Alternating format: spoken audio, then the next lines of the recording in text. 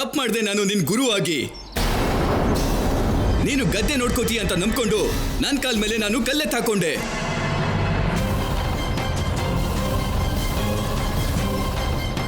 ಪೂರ್ತಿ 100 ಸ್ವರ್ಣ ಮುದ್ರೆಗಳಷ್ಟು ನಷ್ಟ ಆಗಿದೆ ನಿನ್ನಿಂದ.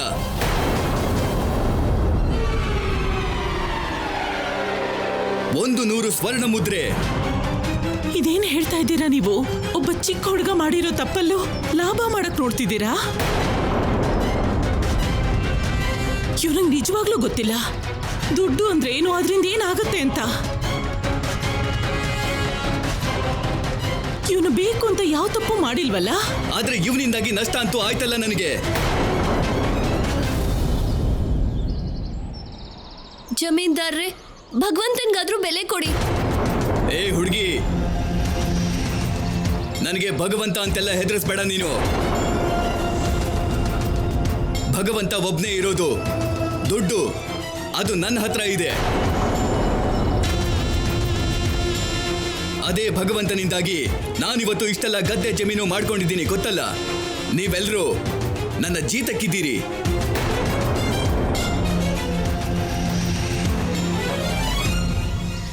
ಮತ್ತೆ ಹಾ, ಏನ್ ಹೆಸರು ನಿಂದು? ಸರಿ ಸರಿ, ಏನ್ ಹೆಸರಾದ್ರೂ ಆಗಿರ್ಲಿ, ನನಗೆ ನೀನು ಬರೀ ಕೆಲಸದವನು ಅಷ್ಟೇ.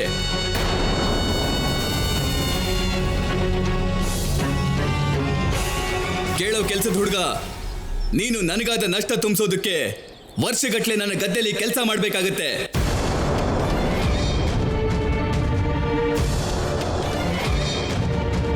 ಇಲ್ದಿದ್ರೆ 100 ಸ್ವರ್ಣ ಮುದ್ರೆ ಕೊಡ್ಬೇಕಾಗತ್ತೆ.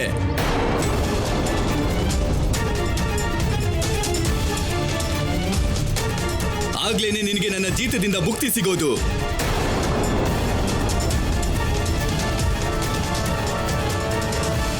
ಏನ್ ಮಾಡ್ತೀರಿ? ಯೋಚನೆ ಮಾಡಿ ಬೇಗ ಹೇಳಿ.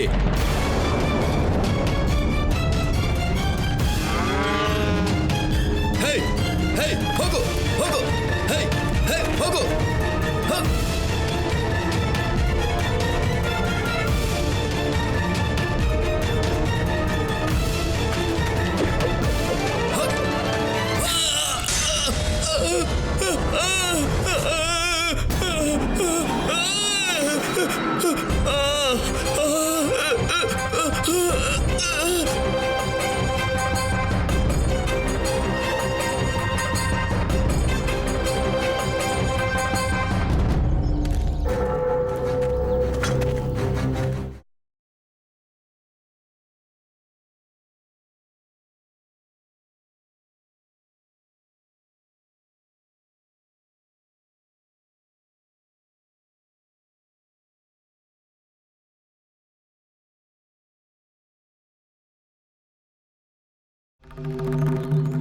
ನಿಮ್ಗೇನಾಯ್ತು ಯಜಮಾನ್ರಿ? ಎಲ್ಲ ನಿನ್ನಿಂದನೇ ಆಗಿದ್ದು. ಇದೇನಾಯ್ತು ನನಗೆ? ಯಾಕೆ ಹೀಗಾಗ್ತಾ ಇದೆ? ಒಂದೇ ಸಲಕ್ಕೆ 100 ಚೇಳುಗಳು ಕಚ್ಚಿದ ಅನುಭವ ಆಗ್ತಾ ಇದೆ.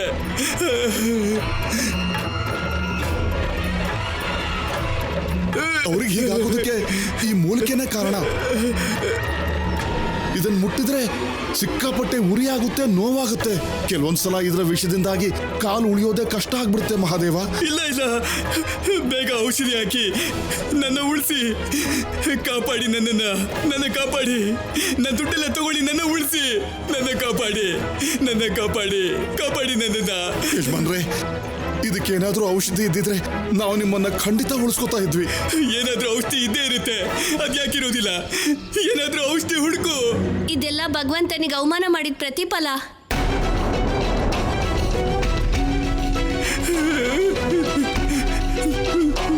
ನನ್ನನ್ನು ಕ್ಷಮಿಸಿ ಭಗವಂತ. ಇನ್ಮೇಲೆ ಯಾವತ್ತೂ ದೇವರಿಗೆ ಅಪಚಾರ ಮಾಡಲ್ಲ. ನನ್ನನ್ನು ಉಳಿಸ್ಕೊಡಿ ದೇವ್ರೆ, ಕಾಪಾಡಿ, ನನ್ನ ಕಾಪಾಡಿ ದೇವ್ರೆ. ಭಗವಂತ ದೂರದಲ್ಲೆಲ್ಲೋ ಅಥವಾ ಆಕಾಶದಲ್ಲೋ ಇಲ್ಲ, ಬದ್ಲಿಗೆ ನಿಮ್ ಮುಂದೆನೇ ಇದ್ದಾರೆ.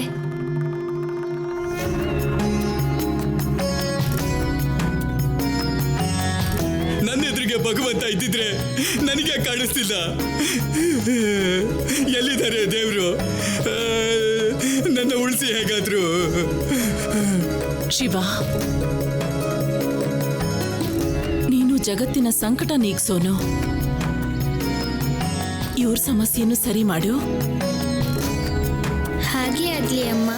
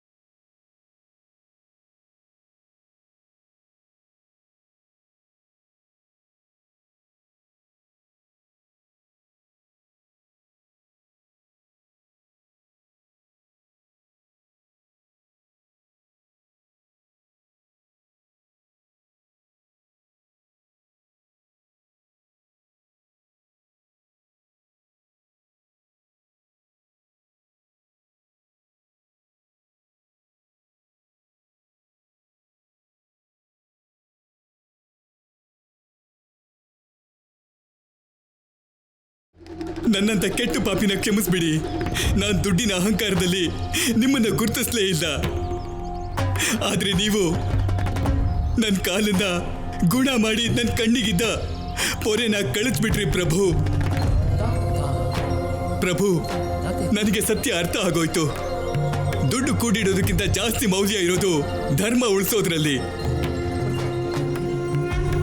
ನಾನು ನಿಮ್ಗೆ ಮಾತು ಕೊಡ್ತೀನಿ, ನಾನು ನನ್ನ ಎಲ್ಲ ದುಡ್ಡನ್ನು ಧರ್ಮಾರ್ಥವಾಗಿ ದಾನ ಮಾಡಿಬಿಡ್ತೀನಿ.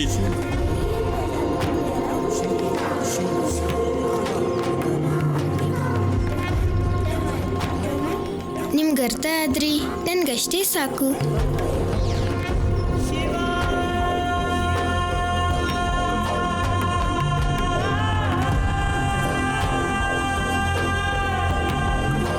ಇವತ್ತಿಂದ ಈ ಗದ್ದೆಗೆಲ್ಲ ಇವರೇ ಮಾಲೀಕರು.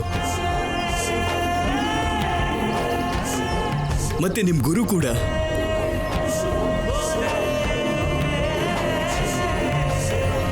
ಶಿವ, ಇವತ್ತಿಂದ ನೀನು ಪ್ರತಿದಿನ ನಿನ್ನ ಗುರುವಿಂದ ಜ್ಞಾನ ಪಡ್ಕೊಳಕ್ ಬರ್ತೀಯಾ? ಖಂಡಿತ ಅಮ್ಮ.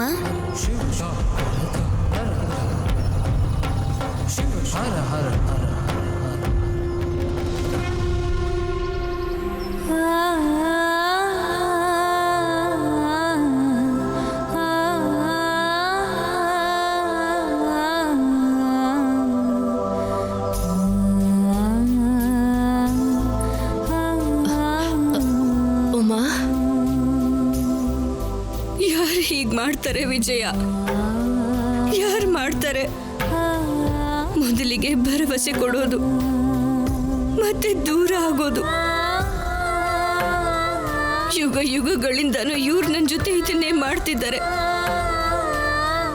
ಮೊದಲು ಆಸೆ ಹುಟ್ಟಿಸೋದು, ಆಮೇಲೆ ಅದೇ ಆಸೆನ ನಿರ್ದಾಕ್ಷಿಣ್ಯವಾಗಿ ಮುರಿದು ಹಾಕೋದು. ನಾನೇನ್ ಮಣ್ಣಿನ ಮೂರ್ತಿನ? ನನ್ನ ಆಸೆ ಭಂಗ ಆದ್ರೆ ನೋವಾಗಲ್ಲ ಅಂತ ಹೇಳೋದಕ್ಕೆ ನನಗೂ ನೋವಾಗತ್ತೆ.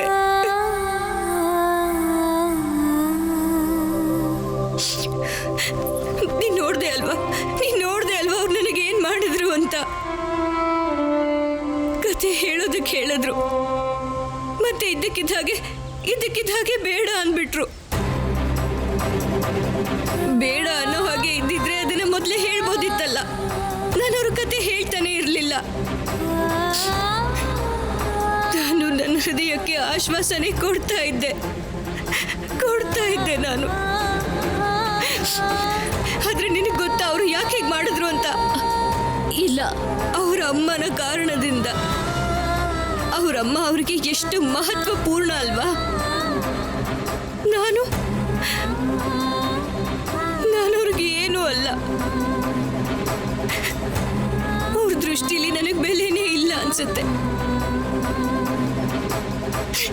ನನಗ್ ಮಹತ್ವನೇ ಇಲ್ಲ ಅವ್ರ ಜೀವನದಲ್ಲಿ.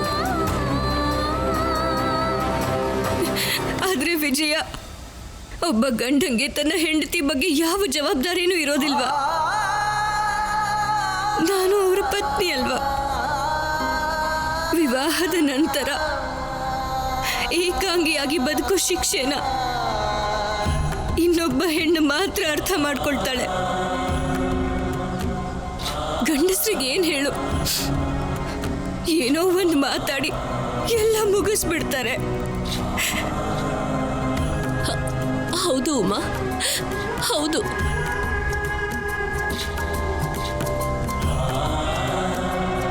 ಯಾವ ಪತಿ ಆದ್ರೂ ತನ್ನ ಪತ್ನಿಗೆ ಇಷ್ಟೆಲ್ಲ ಪರೀಕ್ಷೆ ಕೊಡ್ತಾರ? ಮಹಾದೇವ ನನಗ್ ಪರೀಕ್ಷೆ ಮಾಡ್ತಿರೋ ಹಾಗೆ ನನ್ನ ಇಷ್ಟೆಲ್ಲ ಪರೀಕ್ಷಿಸ್ತಿದಾರಲ್ಲ, ಅವ್ರಿಗೆ ನೋವಾಗೋದೇ ಇಲ್ವಾ? ಖಂಡಿತ ಆಗುತ್ತೆ ಉಮಾ. ನಿನ್ನ ತುಂಬಾ ಪ್ರೀತಿ ಮಾಡ್ತಾರಲ್ಲ ಮಹಾದೇವ. ಈ ಅತಿಯಾದ ಪ್ರೀತಿಯನ್ನು ವಿಶ್ವಾಸದಲ್ಲೇ ನಾನು ಕಾಯ್ತಿದ್ದೀನಿ ವಿಜಯ. ನಾನು ಎಲ್ಲಿವರೆಗೂ ಉಪವಾಸ ಮಾಡ್ತೀನಿ ಅಂದ್ರೆ ಮಹಾದೇವನೇ ಸ್ವತಃ ಇಲ್ಲಿಗೆ ಬಂದು ಕತೆ ಹೇಳು ಅಂತ ಹೇಳೋವರೆಗೂ. ಆಮೇಲೆ ಸ್ವಯಂ ಅವರು ತಮ್ಮ ಕೈಯಾರೆ ನನಗೆ ಊಟ ಮಾಡಿಸ್ಬೇಕು.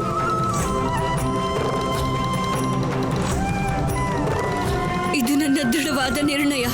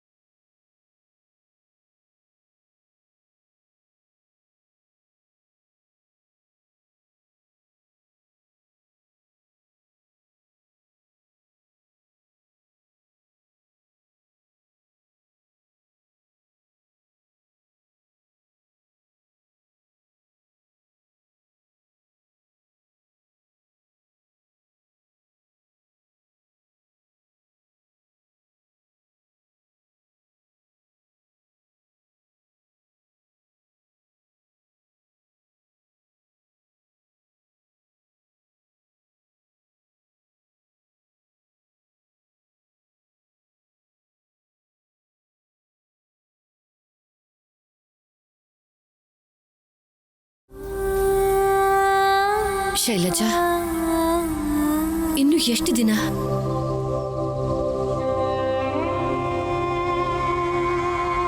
ಎಲ್ಲಿವರೆಗೂ ಮಹಾದೇವ ಬಂದು ನನಗೆ ಸ್ವಯಂ ಊಟ ಮಾಡಿಸ್ತಾರೋ ಅಲ್ಲಿವರೆಗೂ. ಆದ್ರೆ ನೀನು ಅನ್ನ ನೀರು ತ್ಯಾಗ ಮಾಡಿ ಬಹಳ ದಿನ ಆಯ್ತು. ದಿನ ಅಷ್ಟೇ ತಾನೆ, ಯುಗ ಆಗಿಲ್ವಲ್ಲ. ಆದ್ರೆ ಆಹಾರ ದೇಹಕ್ಕೆ ತುಂಬಾ ಮುಖ್ಯ ಅಲ್ವಾ ಮಾತೆ? ಮಹಾದೇವ ನನ್ನ ಮನಸ್ಸಿಗೆ ಮುಖ್ಯ.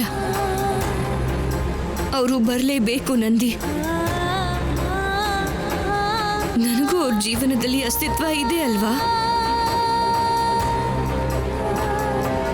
ಅವರು ಕತೆ ಕೇಳೋದಕ್ಕೆ ಬರಲೇಬೇಕು. ಪತ್ನಿಯಾಗಾದ್ರೂ ಸರಿ, ಭಕ್ತೆಯಾದ್ರೂ ಸರಿ. ಪತ್ನಿಯಲ್ಲಿ ಕೊರತೆ ಇರಬಹುದು, ಆದ್ರೆ ನನ್ನ ಭಕ್ತಿಯಲ್ಲಿ ಯಾವ ಕೊರತೆನೂ ಆಗಿಲ್ಲ. ಆದ್ರೆ ಅವ್ರು ಯಾಕೆ ಬರ್ತಿಲ್ಲ? ಖಂಡಿತ ಬರ್ತಾರೆ. ಯಾವಾಗ ಬರ್ತಾರೆ? ಮೊದಲು ನೀನು ಭೋಜನ ಮಾಡು. ಎಲ್ಲಿವರೆಗೂ ಮಹಾದೇವ ಬಂದು ಅವರ ಕೈಯಾರೆ ಊಟ ಮಾಡಿಸ್ತಾರೋ ಅಲ್ಲಿವರೆಗೂ ಅನ್ನದ ಒಂದು ಅಗಳ ಆಗಲಿ ನೀರಿನ ಹನಿಯನ್ನು ಕುಡಿಯೋದಿಲ್ಲ.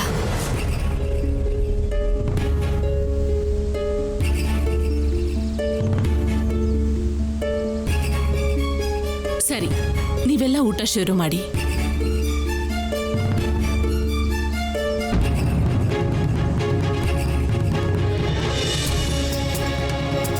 ಶಿವ, ಏನಾಯ್ತು? ನೀನು ಊಟ ಮಾಡ್ತಾ ಇಲ್ಲ, ಮತ್ತೆ ನಿನ್ನ ಅಮ್ಮನಿಗೂ ಊಟ ತಿನ್ನಿಸ್ತಾ ಇಲ್ಲ?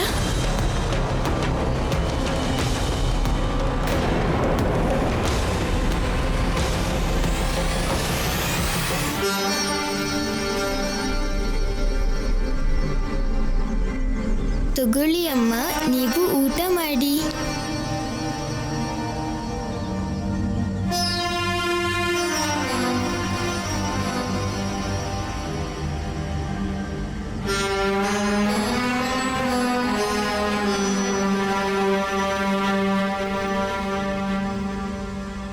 ಏನಾಯ್ತು ಶಿವ? ನೀನ್ ನನ್ನ ಹತ್ರನೂ ಏನು ಹೇಳಲ್ವಾ?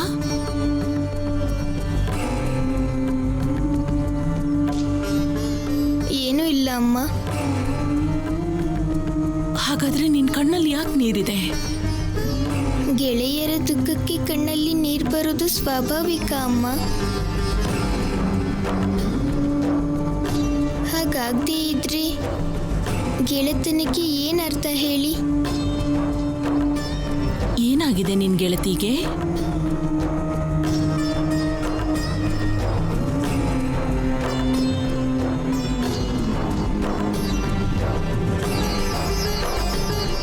ನನಗೆ ದುಃಖ ಆಗ್ತಿದೆ ಅಮ್ಮ. ನನ್ನ ಗೆಳತಿ ಅನ್ನ ಮತ್ತೆ ನೀರನ್ನ ತ್ಯಾಗ ಮಾಡಿದ್ದಾರೆ.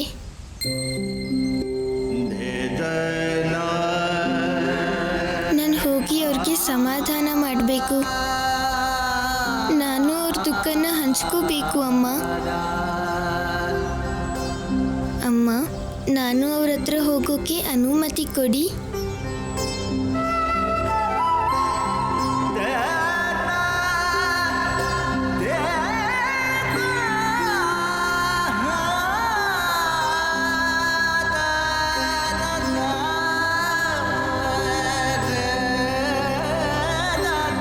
ಗೆಳತಿಗೆ ಗೆಳೆಯ ಸಹಾಯ ಮಾಡಬೇಕು. ಇದೇ ನಿಜವಾದ ಗೆಳೆಯನ ಗುಣ. ಹೋಗು ನಿನ್ ಗೆಳತಿ ಹತ್ರ.